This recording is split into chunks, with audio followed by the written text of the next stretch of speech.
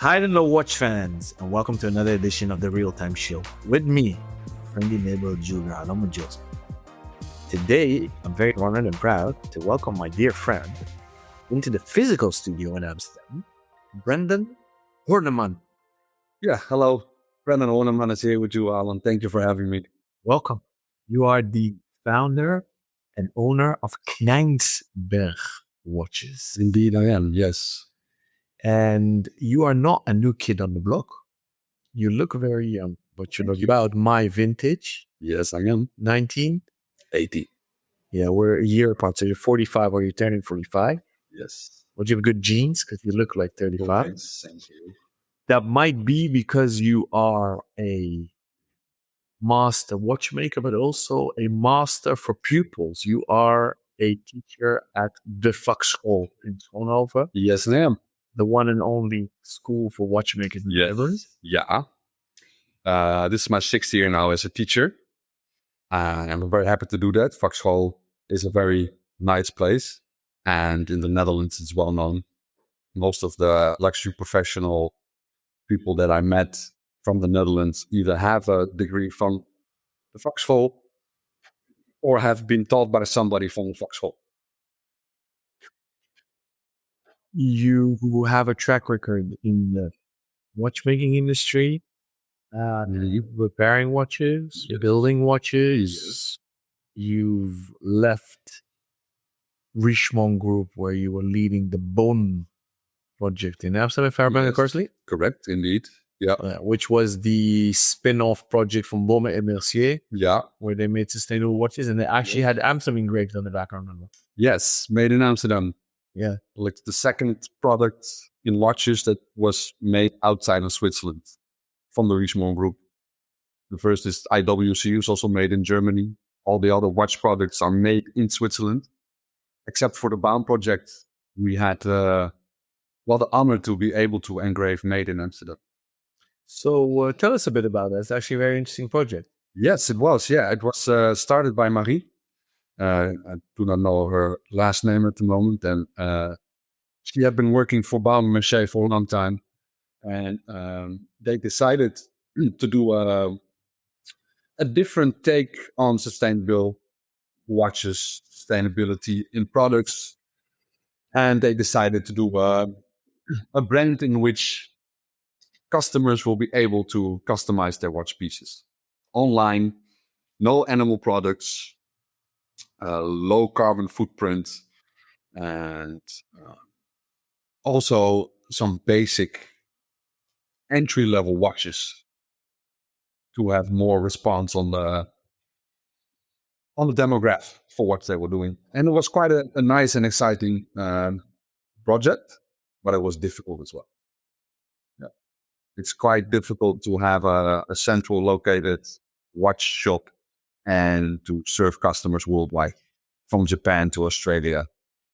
And I think that the product is quite nice, but not actually in line of the Richemont clientele. It's just a different ballgame, it's a different vibe, a different feel. I like the skateboard watches a lot that they did. We had a French skateboarder donate his old decks, and in Switzerland they CNC cases from it, and they put a movement in skateboard case. That was really nice. Yeah, I love that project. And I believe they integrated it back into Bon et Mercier as a subfamily. I'm not quite sure if it's still alive. No. But it's a pity because I think it was a cool spin-off. I don't think they should have called it Bon. I think they should have done a complete new brand. I think you're right. Because the same association people have with difficult names, such as my own brand name, especially the old one, is they always refer to the identity of the mother brand. Oh, it's Baum and Mercier. So they have this idea of Baum watches, and then they see the products completely something else. And it might have been better, like you mentioned, just a whole new brand. So maybe an intro to where you and I became friends. I knew you from school, but I've also met you at the Red Bar crew. Amsterdam meetups. That's where we actually hung out a lot. And you, hands down, had the most funky watches ever. Because I fell off my chair when I had the Bearer watch and the Tree of Life watch.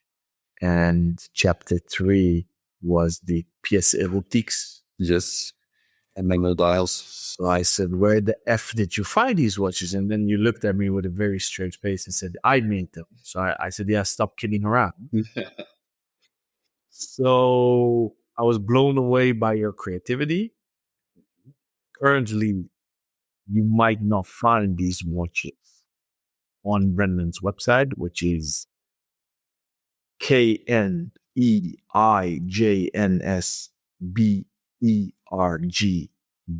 watches.com. Kneijnsberg. Kneijnsberg, yes. You just said yourself it's a bit of a difficult watch. Why did you opt for that difficult watch? Because it's not your surname. No, it's my grandmother's surname. And when I started Kneijnsberg and Van Eyck, I was still married. We had this idea of making it into a family business. Not going straight into the names of me as Horneman, which is my given surname. And my ex-wife's was completely, it didn't sound nice. It was a real Dutch. So we decided to honor our grandmothers in the line of family. And that was, for me, a nice thing to do because it has a bit of the philosophy in it. But for brand recognition or even remembering the name, it was a drama. I mean, when I was a couple of years ago and had to pronounce my name on stage, it was terrible. So I'm happy that I'm more focused on Kneijnsberg now, which is easier for me as well. Kneijnsberg is just one thing. It's the Rabbit Mountain. It suits me. I like it. So I decided to stick to it. The very first name I ever thought of for my brand was Meton. Meton is the Greek astronomer who first calculated the full cycle of the Earth and Moon, which is really my time obsession. And I tried to go back to that name, but it's Kneijnsberg for me now. To keep to the story also with evolution going through a brand. It's really nice. So we can't find these pieces on your website right now. No. But something very exciting is up on your website because you've recently revamped your watch brand, going solo because your wife and you have decided not to be a family anymore. Not in that part. Not together, but taking care of the children together. Yes. But as a watch brand, that also meant you are out on your own again. And the creative that you are, you, for me, not surprisingly, create an awesome watch. But people that don't know the backstory is you've honoring Constantijn Huygens. Christian. Sorry. Edit. You're honoring Christian Huygens. Yeah. With an amazing watch because you created a tribute to the 250th anniversary of the patent. That's Kneijnsberg. Yes, indeed. You make things simple. I have in my hands now 5 of your watches that you've launched recently that you're selling via your own website. Yes. You've tried a Kickstarter project, but you ran into some problems. I didn't read the small print. No. And I gave you heads up, watch out, because Space One also ran into problems with them. But you pivoted very nicely. The sales are ramping up. Yeah, it's amazing. You're making 350 watches. Yes. Each for 1 year. Yeah. It's the idea to have a commemorative watch. And maybe also nice for the story is that the intentional idea came forth after you visited the Vaxholk. And we had a nice lunch in the city center of Schoonhoven. And we shared our mutual interest and passion for the Huygens family. Because not only Christian, but also his brother and father were very important figures in our Dutch history. And yeah, I'm a creative guy. So I had this 100th idea to celebrate his legacy. And I started developing, and I came up with the idea to make a date watch with a small magnifying lens in the day pointer. And after quite some designing time and calculating, the result is in the hand, and I'm very proud of it. It's a bit more of a traditional watch. Like you mentioned, I'm a bit more out of the box designer. So if you compare it to my other work, this is more traditional, but it does have a small invention in it, or an intuitive idea to make inventive idea to make a nice piece look special. So in my hands, I have 5 of the same cases, titanium, Yes. either full titanium satinated, titanium with a gold-plated bezel, And it's anodized. anodized. Yes. What did you anodize? Aluminum? No. The titanium is anodized. So you anodized the titanium. Yes. You have a polished version. Well, Yes. satinated version of the bezel. The models you have now with the satin finish are the special models from the first 10 pieces, Okay. which are not on mainstream sale. The piece where you have the polished bezel is the main piece, and it has the titanium version, the two-tone version, and the full color gold version. Where the bezel is always polished. Bezel always polished, and the case always satin brushed finished. Now you've priced them at $11.50 excluding VAT and shipment. ETA caliber. ETA caliber, yeah, Which one? 2834 or 36, but I modified it into a 28350. Your modules your own. Yes, All components are Swiss. all components are Swiss. Yeah, Assembled by you in Holland. assembled by me in Holland. Yeah. So why are you that crazy to price them that low? Well, actually, because I have a very good network, I'm able to source at the right places. And I want to make a watch that is also a bit accessible. And to give myself a start, I want to not outprice myself that much. And I know it's a difficult market. You have told me lots of times. So especially now in this current state that we are, it's not easy, especially for somebody who's unknown as a watchmaker brand, to have a first piece up in 2500s would be a challenge. And I agree that it should be around 1950 as a retail piece. That would be a very good place, but I'm not a marketing guy. I'm a watchmaker. I prefer to have watches on the wrists than in my safe. And it's also a journey. Maybe finding out what I can do as a brand in certain price ranges. You've named the model Eugenius. Yes. Tell us a bit about that, please. Eugenius is the Latin name of the surname of Christian Huygens. And Christian Huygens also used it as a pseudonym in writing with befriended scientists or other people. And his name in Latin means free spirit. And also in a way to not evoke trouble with other watch brands who have the name Huygens on the dial. And I think Eugenius is way cooler. It's just a big wink to his legacy. If you play with it in English, it's, he's genius, you genius.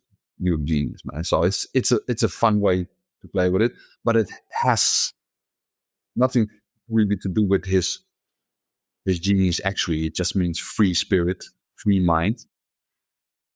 And in his time, he needed a sort of free mind, not to be able to be convicted by the church for calling out blasphemous stuff on planets. So the Lucanius model is a nice tribute to his work. So let's talk about his work. For those that are maybe less familiar with he's been nicknamed the Dutch Light. He's very important for watchmaking Yes. because watches will know he invented the pendulum. Yeah. But he did more. He did way more. So what is he known for as well, dear Brett? He has a few major accomplishments, and mostly in mathematics. Calculating chance is one of his big works. He did a whole book on how to calculate chance and what kind of mathematical laws are involved in that. He did a book on optics, which is one of the main reference of the Eugenes watch, the small mini lens in the day pointer. And that optics really changed a lot for the world with telescopes and even microscopes. And the other thing that he is also known for is his work on music. He did an extensive study on the different octaves on an early piano. I don't know the exact name right now. It's not a real piano, but it's an early instrument. And he wrote a book on extraterrestrial life. He did a very, very important work on another calculating mathematical problem. You have to, I'll get back to you on that piece. And the most well-known for watchmakers, watch geeks, are the pendulum law, like you mentioned. And the hairspring, of course, is something that we still use today. It's like the Egyptian chair that they invented.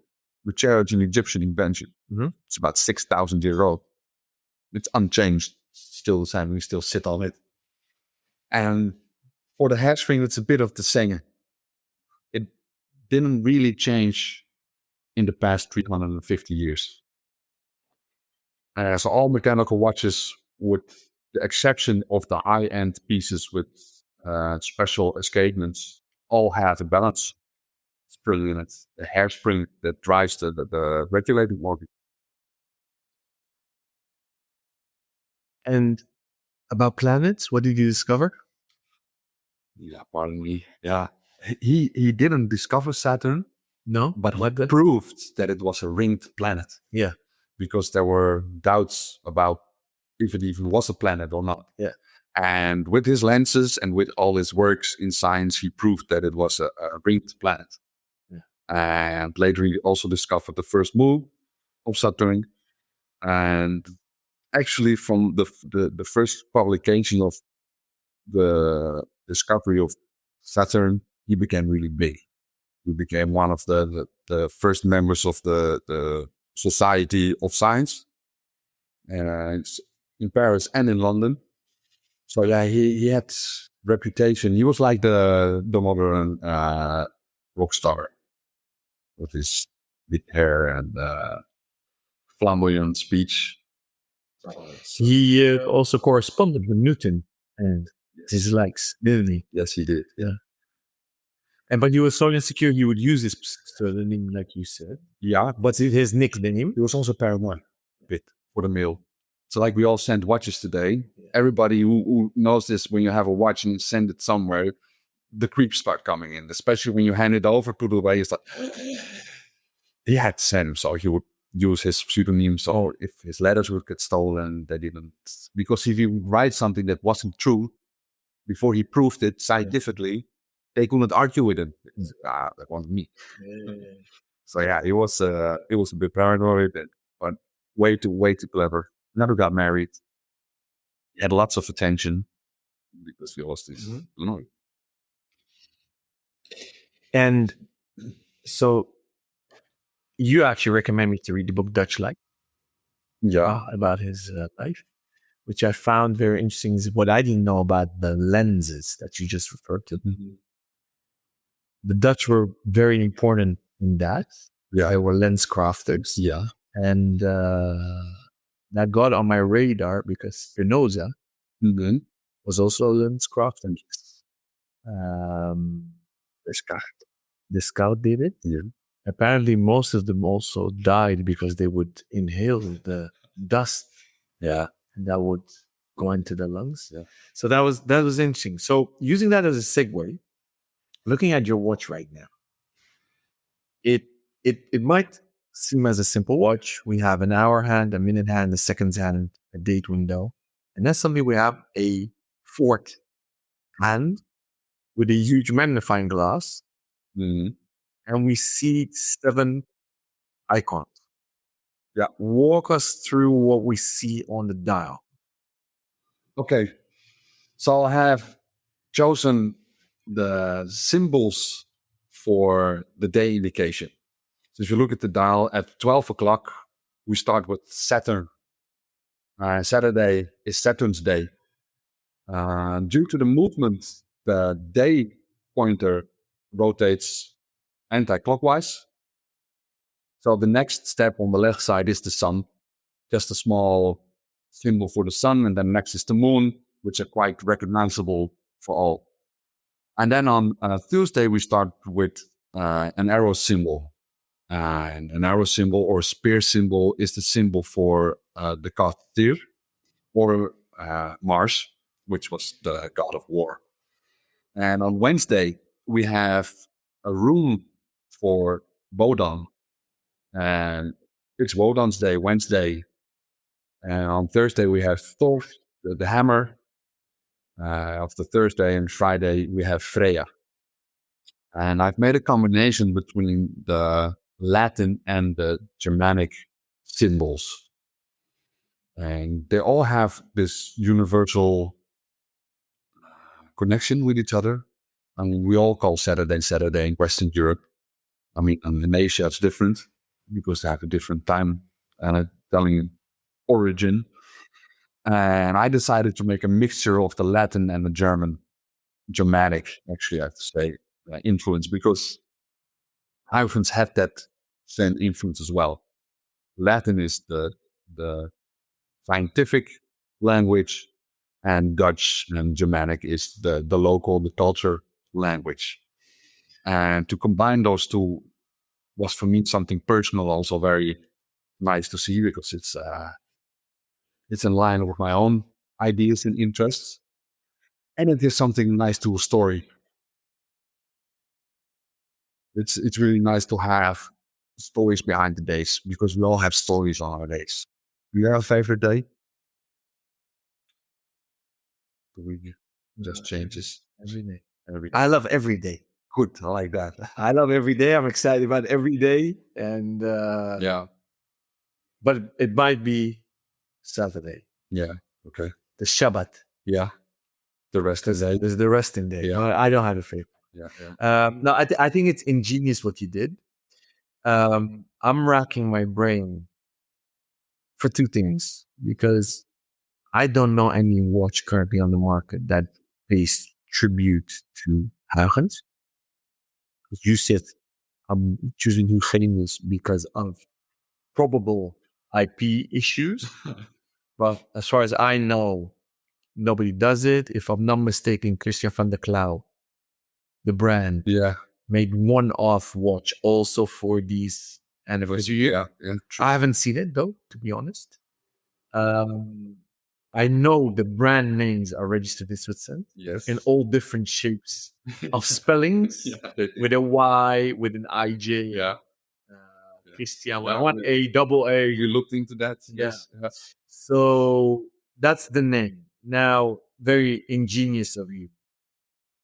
As far as I know, you technically created a day calendar, a jumping day calendar. Yeah. Because it's almost retrograde-ish. Jumps beautifully at 12 o'clock midnight. Yeah. It makes a big jump. I Yes. saw that when I manipulated the tram, Yeah. you've created 14 increments. That's from the basic movement. Yeah. Yes. Yeah. So you did from the basic movement 14 increments, Yeah. but it jumps beautifully like a retrograde hand. So it jumps basically 2 slots. Yes. Yes. The main driving spring in the day setting wheel has a spring in it that builds up tension. And once it releases, the angular movement and the force of the spring makes sure that it does 2 steps. Yeah. So it whacks the whole disc 2 steps, and then it's secured by the gear. Well, on the normal day date functions, because this is technically pointer Yeah. what you've done, Mhm. it goes clockwise normally. No, Always counter. always counter. It's hidden behind the dial. So it's reversed. So it's reversed because the one way the date is moving, the other way is the day because they are driven from the same wheel. Yeah, I love what you did. I love how you refer to all the days and how you linked it to the old Latin and metaphorical referrals. So a bit of specs for our dear listeners: 40 millimeters case, thickness 10.45. Apparently nowadays we need to say with or without glass, but you know what Rob's and my stance is on it. A watch without a glass is worth nothing. So we just refer always to thickness for the complete thing. 20 millimeters lug width for your strap. It comes with different straps here. What's the standard strap on the? We have two straps. We have the canvas on leather strap with the titanium pin buckle, and we have the calf leather black strap with white stitching and titanium buckle as well. It's you choose on checkout or you get both. You get both. Yeah. Wow! I despised 2 straps. You're really a bad entrepreneur. I am. No, I'm kidding. I am, but I loved swatches, and now I mean I was quite looking into it, and I'm teaching a family house to run. I have a company to run as well, and to make watches, I was thinking, okay, I would prefer to have people just decide when they receive it, and have 2 straps is just nice for this watch. A true watch nerd catering to watch nerds. Lug to lug, 48 and a quarter. The lugs bend down so it sits beautifully on the wrist. Brendan, congrats. 5 bars when approved. I see you've gave it an anti-glare coating. Yeah. On the domed crystal. Sapphire. Case back is sapphire. Yeah. Screwed in back case. Well done. I see you've numbered every limited edition individually. Yeah. So you really thought of collectors back in your mind. This is a watch to celebrate something special in watchmaking. And I've tried to take all certain aspects of Christian Huygens into this watch. The titanium case from the Moon of Titanium, Saturn on 12, the lens. I mean, for me, it would be really nice to have all this escapement and say, hey, that's for the big boys. This is a traditional piece with some heritage from history. I'm quite sure this will sell out. What's next for you and your brand Kneijnsberg? Will there be a new Genius? Are you reviving your older? I would really like to do the Tree of Life in a re-edition. And I started that almost a decade ago in honor of my kids. And lots of people really like the watch. It's also a bit of special watch, but the size is not really so comfortable. Was a rectangular one? Rectangular watch. Yeah, rather big. Thick, especially thick. So I've worked on it to reduce it in size to a 3611 millimeter module watch again. And just for my personal view, that would be my next step. And if Ukrainian is really continues like this, which I hope and expect also a bit, I would like to do a full year calendar Not a perpetual calendar, but an annual calendar, and maybe with chronograph together.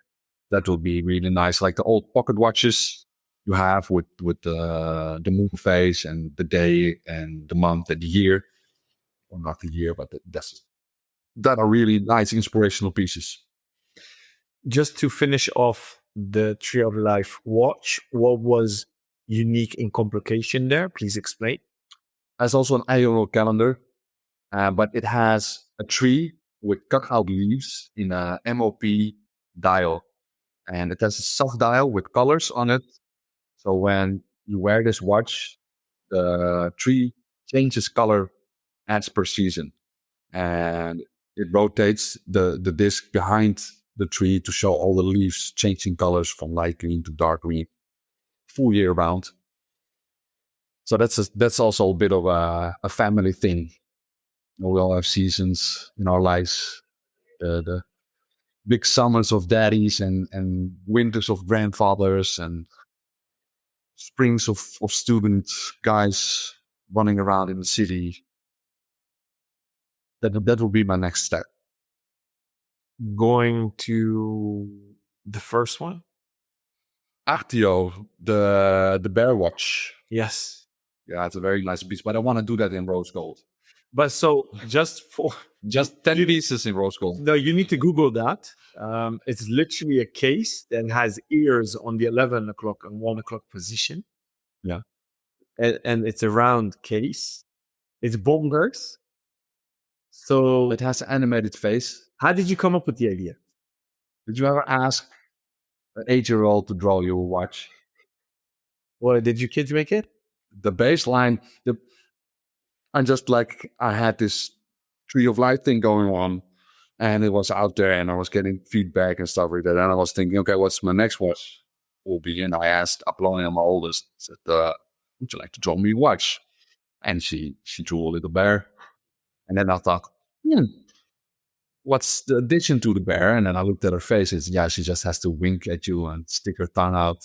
Just make fun of time, which is really nice. Nice in this watch.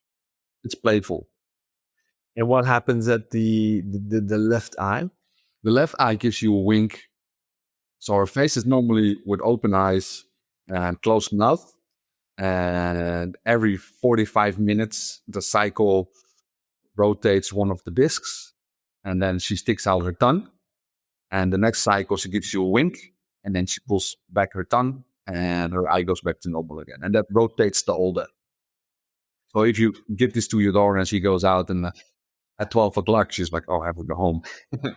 Someone's sticking out her tongue and giving me the wink. You are a bit of masters of modules. I like modules, yes. Yes, it's like a small canvas. If you have all the colors and all the tools to be able to convert an idea into a mechanical display, a module is very convenient because I don't have to think about the main driving mechanism who gives me the deviation of the 12-hour rotation. And I can calculate on that. Making something integrated, that's next level. To finish off your portfolio, pièce érotique. Talk us about that. I've always fancied the pocket watches with the enamel paintings on it. And also a bit of the erotica paintings are quite famous from a couple hundred years ago. It was like the men in the cigar room hanging out and showing off their new pieces.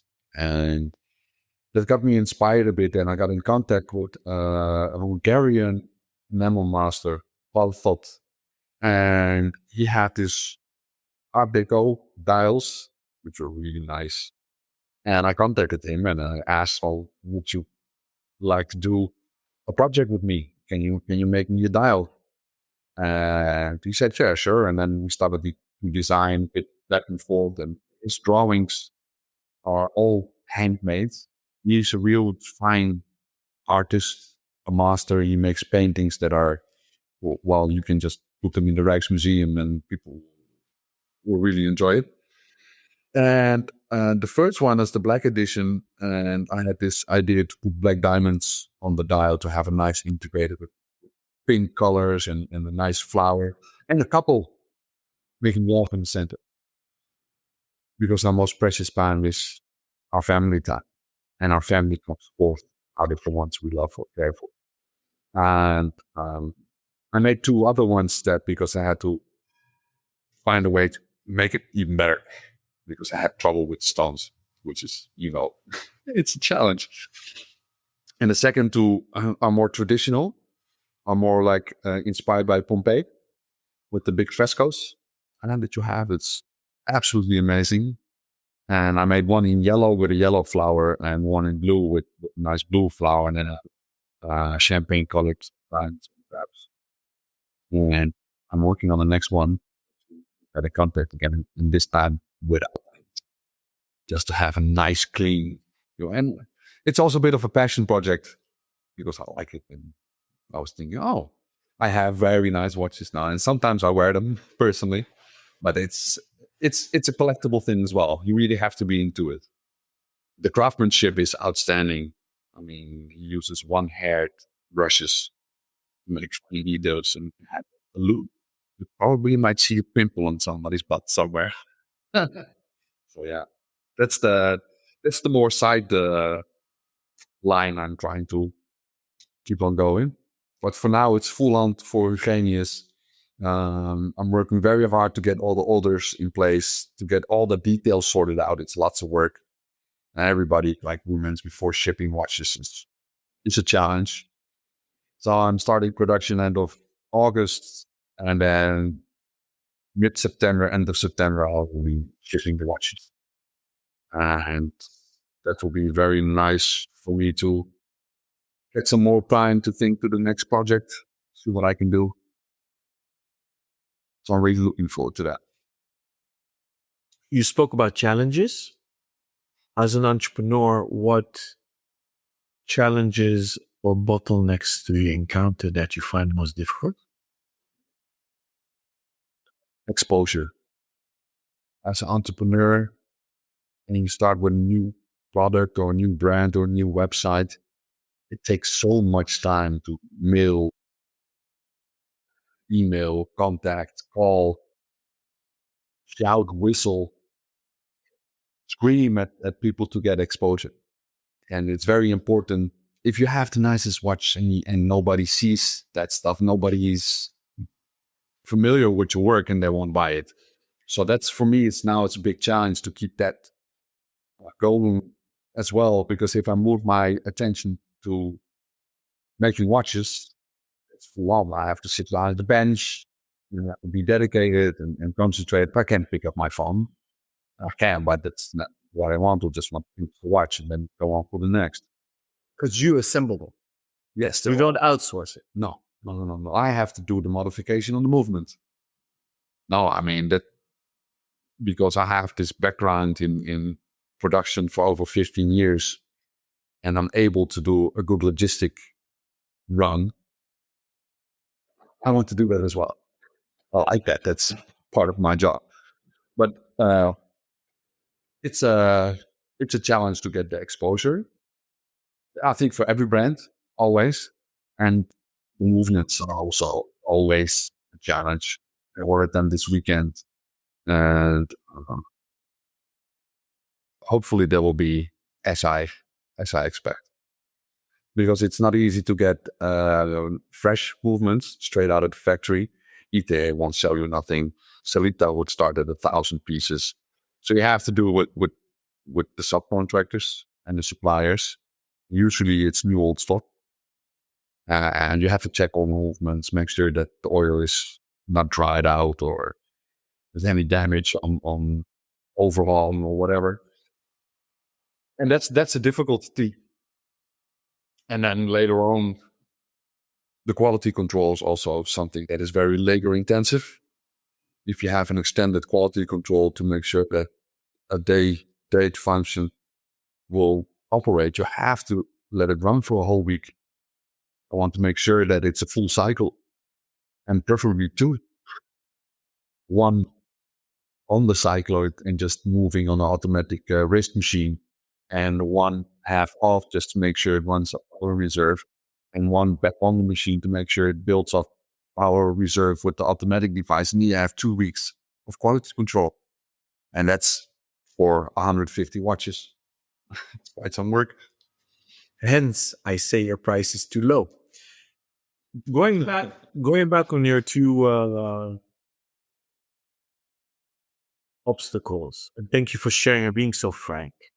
So, to our fellow colleagues and aspiring watchmakers or watch brand owners, you've done well because swinging straight out of you launched the watch, you got Monochrome right in review, you had Deer Patrol, you're here on the real time show. Then you've really made it. I did. If you make it on TRTS, you made it. I did. I got sweaty hands, bro. Now, on a serious note, what do you give as an advice to fellow colleagues that are listening to go about, or what are critical success factors for you in getting that PR? Straight true to yourself. Design what you like first. Make what you want first. And then second, add it to the customer. You can tell your story best if you're 100% engaged with it. And if people don't make stuff they really like themselves, people will always notice somewhere, I make this really nice car, but the motor is a bit like that. Now I just do what you want from your own point of view. Yes, you can take all the points of customers into consideration, but stick to what you want. That's very important for me. And second, make sure that you are able to deliver the quality that you sell to them. Make sure that you can rotate the crown 100 times, because people do that. You just have to make sure. That's one thing that Holke Dijkman told me, as also a watchmaker and a mentor, that everything you do with complications or with buttons, it has to be idiot proof. It's like a chair in IKEA. You have to test it 1,000 times sitting on it. And that's very important. If you have a chronograph model that you really like, it has to just, click, clack, click, clack, click, clack, click. You have to be able to do that. It has to be well made. That are the two main things for me: the quality and the personal conception. But that's brand vision, strategy, and execution. So to get the exposure, what did you do? And you didn't mention that in your small marketing budget that you technically don't have, you sponsored the Red Bar Crew evening that I unfortunately had to miss in Amsterdam. How was that for you? Was it worthwhile as a brand? And you're not that young as a brand, but let's say you reset the brand and it's semi-new. Yeah. Was it interesting for you to do that? Yeah, it was. Wow. Because it put me into a learning curve. What did you learn? That it takes a lot of time and that you have to be meticulous about it. And the questions you get back really makes me look back at my story even better. If there are unanswered questions from your marketing, from customers asking, just like you mentioned, where can I pick my color on the website? I don't want. That things that I got from feedback really, okay, I need to put more thought and more time in that pre-process, really thinking through. So that got me learning on that side. For watchmaking and designing, I can still learn a lot. Of course, we can go old gray and still not learn enough.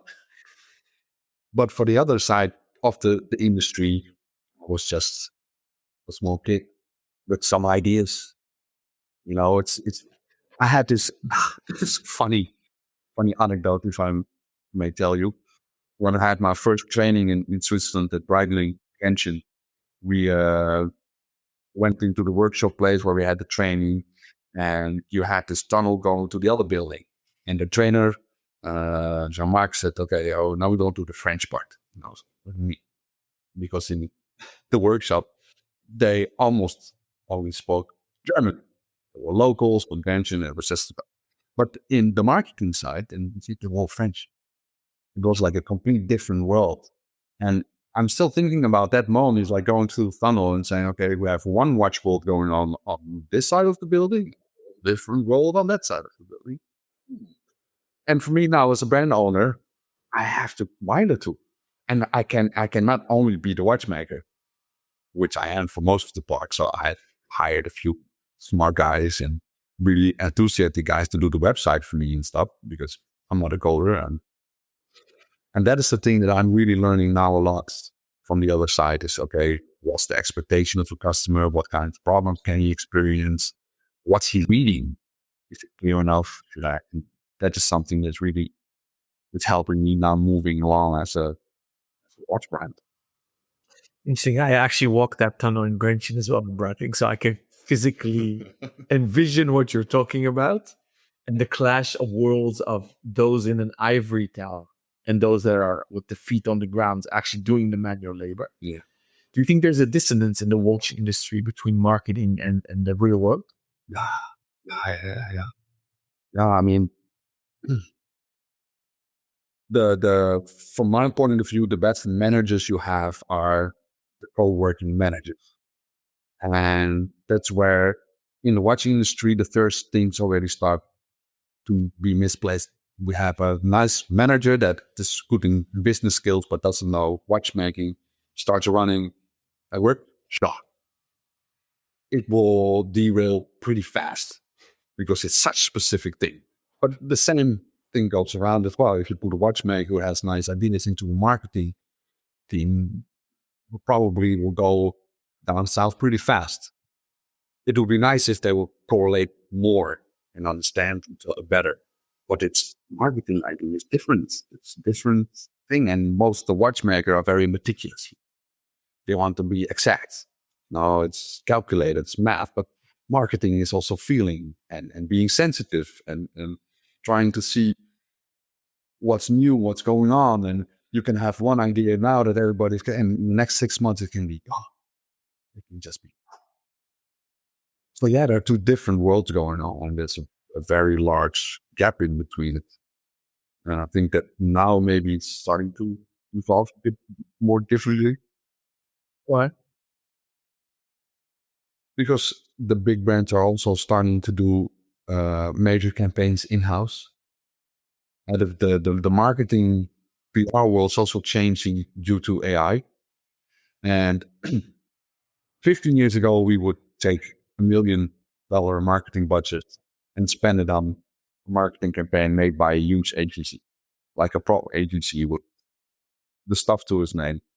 Now they're thinking, okay, let's move half the budget into our own thing and let's hire someone permanently, because then we can just keep feeding and it's next door. We can just walk out. So that's the thing that's changing and helping watchmakers, watch brands to understand the marketing better. And with social media, I mean, you can have a teenager out campaign you on TikTok with a product, and you are the the best, but no skills on this. Joke on. So it's a challenge. It's a real challenge. Have you ever tried to sell your either idea or finished product to a brand? So either the Tree of Life or the Bear or the Pierce Erotiques are less innovative because it's 300-400 years old. But Yeah. but we can state that these three watches, so the Ukrainians, the Tree of Life, what's the Bear called? The Bear, Artio. Yeah. The Artio are very unique. Have you tried to sell them? No, I've thought about it. And I've been in conversation with maybe 2 other guys in the past, but it was more joint effort. And as well, here's the same problem again. I've noticed that also in my professional career as a bench watchmaker. Eyes on the bench is dangerous if you want to do a brand. Spending 6 to 8 hours looking down at your work does not show you the world. You have to look out from behind your bench and see what's going on. So that's a thing that I also am discovering. In which part will I still be the watchmaker if this trend starts to continue, because my expertise might be needed somewhere else, and I can hire a watchmaker who can do the assembly and quality control, because you have to go to events and you have to go there, and that's a question mark now. Let me play devil's advocate here. I've written an article that watch brands should more behave like tech startups. Maybe it has aired when this episode comes out. Maybe it will be after this episode. We don't air episodes chronologically to when recording them. And that oath I've written more than a year almost ago. Now, my devil's advocate role here is twofold. One, Brendan, a brand comes to you and says, I want to buy the Tree of Life module. Not the brand, nothing, just the IP. Will you sell it? I will. Why?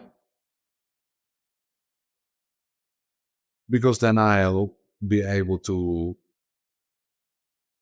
enjoy the Tree of Life idea in other watches as well. It's like a good painting. It needs to be on someone's wall, not in my head or in my workshop only. Of course, we need to talk about all different kind of aspects in a way, but business-wise, yes. Does this analogy fly for all your four models and IPs, basically? So does this analogy goes for every model? You'll say yes. Yeah. What happens if somebody comes along and they want Brendan? They want Brendan She's beautiful. exclusively. So they'll buy Kneijnsberg, kill Kneijnsberg, don't use any of your old watches, and say, Brendan, we want you to develop. Now you're hurting me. They'll are playing that way And develop. That's what happens in the tech sector, right? Yeah. Often big brands either with the people behind the new startup, or they do want the intellectual property and lock in people onto their company, like Google does, for example, or Meta, or whomever. Would you do it? That will be a question depending on the philosophy of the new owners. Richemont comes back and they'll lock you up in bubble shaking. That's a fucking difficult question. Oh, one of my friends. Yeah, I probably would. Yeah. So that begs the question: why do you create these watches? Because you have the creativity in your head; it needs to come out. It's an heritage and legacy, and you have to make it because you want it to be out there. I think now it's the combination of both. And the third factor also, I want to be an inspiration to students. I know that building a business is taking chances and risks.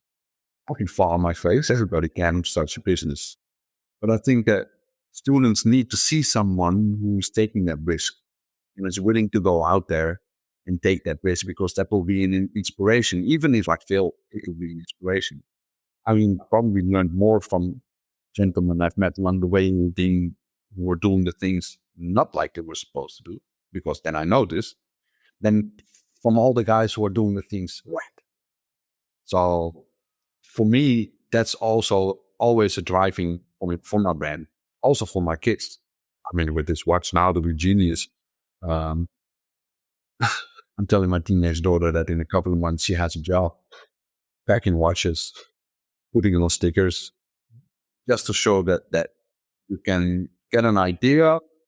You have to put your work and your talents to it, but you can convert it in something real, something on your wrist, something on your wall, something to drive in. It just takes that dedication.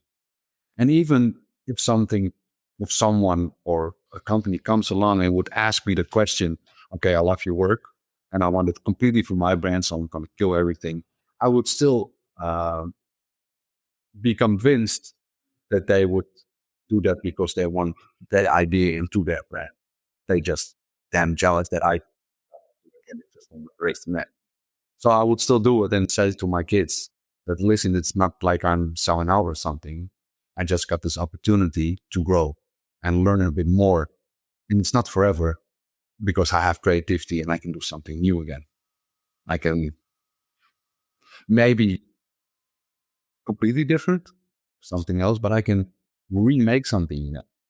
So that's my personal idea on that part.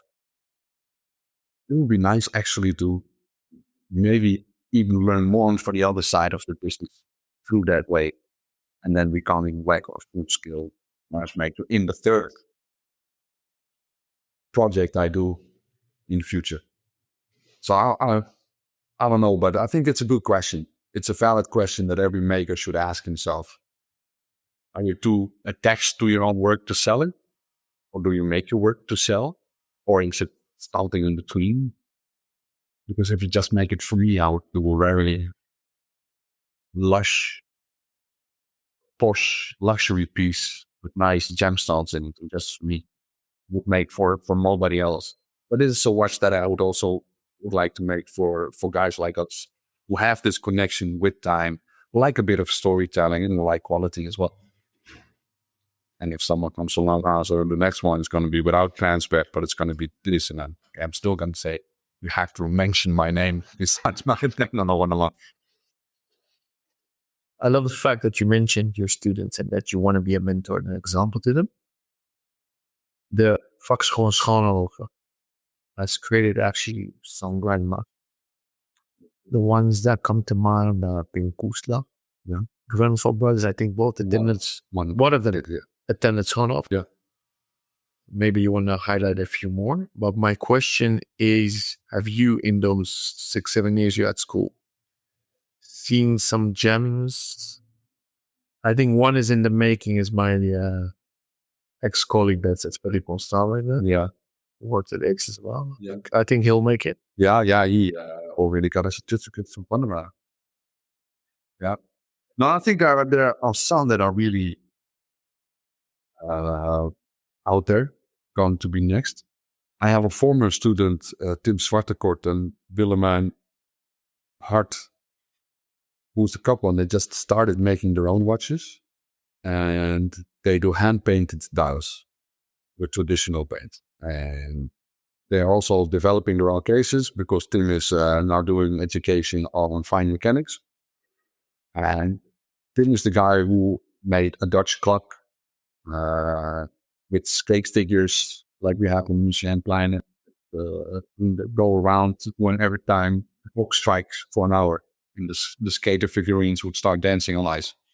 So he has this technical and creative mind, which is really inspiring to see. So hopefully then we'll go big. It will be a long journey as well, but they have a bit more of an idea that they will be able to make stuff, have feedback, create new, try, and grow straight out of school. Now, while is on international level, well, for watchmakers, average. How is the output of Dutch watchmakers on a global level? Increase. Do we partake on the high level for such a small country? Yeah, but in volume, no. I mean, we have just one school, so if you do 20 students a year with a degree, it's a lot.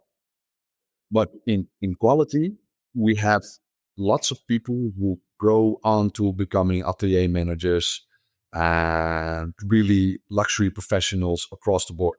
Yeah. And do you think we have a lot of Dutch watchmakers on average for our country of 80 million inhabitants? On the auto luxury side of things. The higher side of things. Yeah, I think, yeah. No, not actually. No, I have to rephrase that. If we have two really, maybe three really high end, then it would be tops. But that's like, Do you think you should have more? we could have more. Yes, We could. we could. Why don't we? Visibility, huh? Again, visibility. The school needs to have more visibility because also that is a numbers game. I use the reference with the cook school a lot. Not every cook that comes from school will become a Michelin chef, only a few. But the more students they have, the more Michelin chefs they will have. So we also need to have more students. Some students will be very fine doing the basic technical service, which is very, very much needed. I mean, we could use some more of that already. And then a small portion would grow on being a bit more of a high-level watchmaker or clockmaker who would do the luxury brand service and more skilled. And then we'd have the small percentages, which really start their own or either workshop or brand. And from that, it becomes a long, long journey.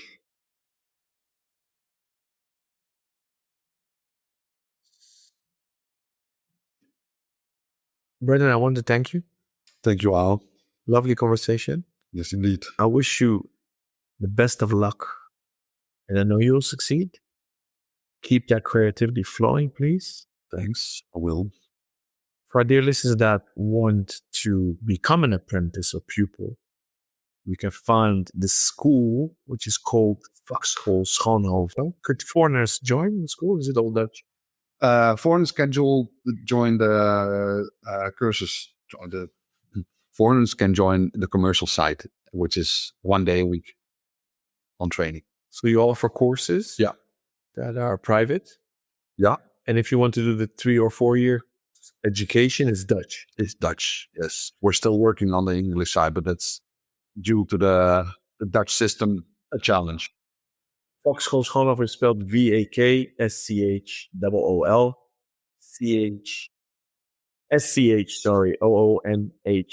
OONHOVEN. The mother organization is Zatkin, ZADKINE.nl. You can find the school and the educations there. If you want to reach Brendan directly, you can do so via the Kneijnsberg watches. Do you want to highlight anything else to reach you? Yeah, you can reach me out on my LinkedIn, Brendan Horneman. I'm very fond of my LinkedIn, so I'll direct contact is always welcome over there. Or write me an email on info@kneijnsberg-watches.com.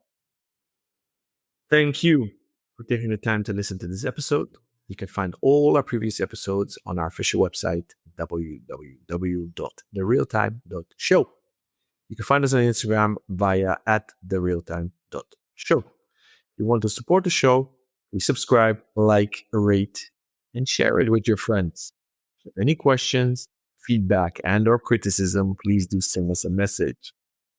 You can also DM us if you want to join the TRTS community. Brendan, are you a part of the community already? Yes. So another good reason to join the community, because you can DM Brendan directly in the community. And if you are already also part of the community, please give us feedback on this episode. Brendan would very much like to hear how you like this episode. And if you like his watches, and he's definitely not sensitive, if you have criticism, he would gladly hear that as well. All the 4 hosts you can find with our Instagram handles on our website. For now, stay sane and keep on ticking.